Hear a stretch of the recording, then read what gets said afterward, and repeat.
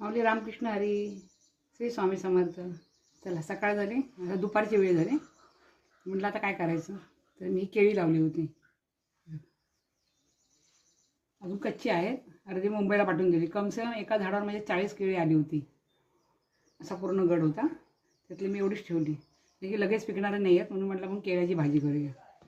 स्वतः लावलेली मेहनतीची केळी आहेत ना, मी तर केळ्याची भाजी करणार आहे. केळ्याच्या मी वरची साल काढून घेते. तर चिकटपणा जातो. आता ही कापून थोडा वेळ पाण्यात ठेवायची, नाही तर काळी पडतात ना.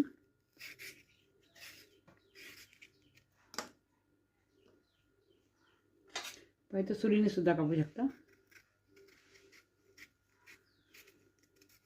याचे तुकडे करून पाण्यामध्ये थोडं आपली सुरुवात होईपर्यंत पाण्यामध्ये ठेवून द्यायची. घरची फ्रेश मिरची आहे, आत्ताच मी झाडावरची काढली. आणि थोडीशी मेथीची भाजी करणार, ती पण मी लावलेली भाजी आहे. दारातला कढीपत्ता, सगळ्या फ्रेश फ्रेश वस्तू बनवायला घेऊया. मी आता ही पाण्यातून काढली आणि बारीक कापली, थोडी मिडियम.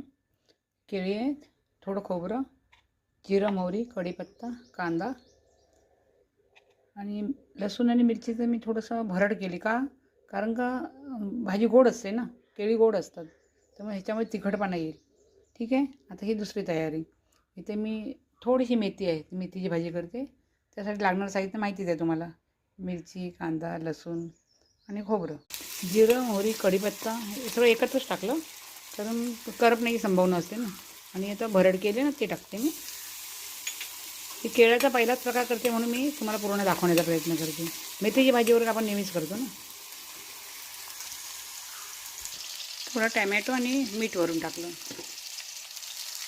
बारीक वाफेवरती ठेवते. चला तर मंडळी, जेवण तयार आहे. मेथीची भाजी, केळ्याची भाजी आणि मिरची, या सगळ्यांनी जेवायला.